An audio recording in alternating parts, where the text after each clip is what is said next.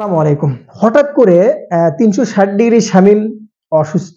মানে ৩৬০ ডিগ্রি বলতে হবে ভাই, যে পারফরম্যান্স দিচ্ছে এবং গেল যে ম্যাচটাতে যে পারফরম্যান্স শামীম হোসেন পাটোয়ারি দিয়েছে, সত্যিকার অর্থেই দুর্দান্ত ছিল, দেখার মতো ছিল এবং তার কাছ থেকে এরকম আশা করাটাই কিন্তু কাম্য। প্রশ্ন বড় হচ্ছে যে মেহেদী মিরাজ বাদ পড়ছে কিনা এবং শামীমের সর্বশেষ আপডেট যদি আপনাকে দিই আমি, জ্বর অনুভূত হয়েছে, জ্বর, শরীরে জ্বর, একটু অসুস্থতা অনুভব করছে এবং বলা চলে আজকে আপনার হচ্ছে যে অনুশীলনেও আজকে যোগ দেয়নি শামীম হোসেন পাটোয়ারি। রাতের ভিতরে যদি সব ঠিকঠাক থাকে তবে কালকের ম্যাচে কিন্তু খুবই ইম্পর্টেন্ট ম্যাচ এবং সেই ম্যাচটাতে কিন্তু অবশ্যই 100% শামীম হোসেন পাটোয়ারি ফিনিশিংটা লাগবে, কারণ যে পরিমাণ ফর্মে আছে এবং কালকে সিরিজ নির্ধারণী একটা ম্যাচ যেখানে কিন্তু খুবই ইম্পর্টেন্ট তার পারফরমেন্সটা।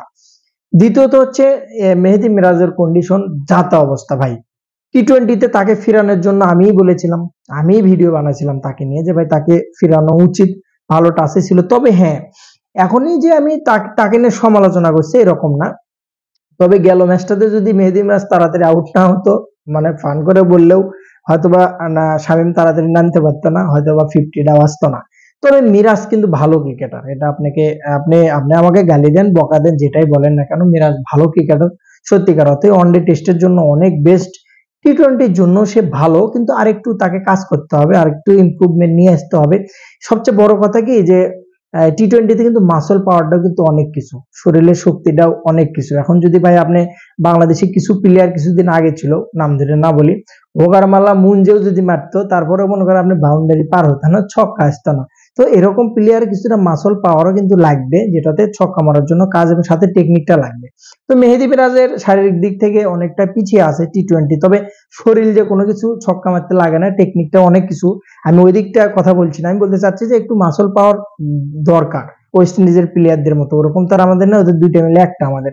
তো সেই দিক থেকে বিবেচনা করে যে ভালো যদি টেকনিক আছে মিরাজের, যদি কামব্যাক করতে পারে, তবে খুব দ্রুত যদি সুযোগ আরেকটু দেওয়া হয় মেহেদী মিরাজকে, অবশ্যই কামব্যাক করবে এবং খুব ভালো খেলবে। একটু সময় লাগবে, এখনই তাকে নিয়ে সমালোচনা করাটা ঠিক না।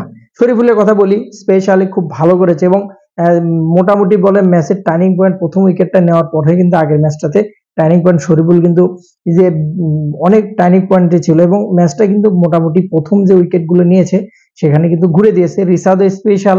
তো মিরাজের জায়গায় কে খেলবে, নাসিম আহমেদ খেলবে নাকি শেখ মেহেদী খেলবে? আমি মনে করি নাসুমকে একটা বার দেখা উচিত, কারণ নাসুম কিন্তু মোটামুটি টি-টোয়েন্টি ম্যাচে দু একটা ছক্কাও কিন্তু ভালোই মারতে পারে শেষের দিকে।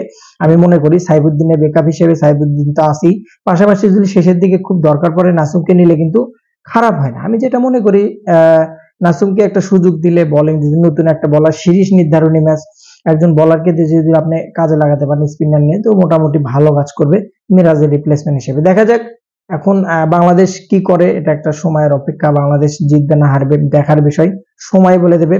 সালামু আলাইকুম, ভালো থাকবেন।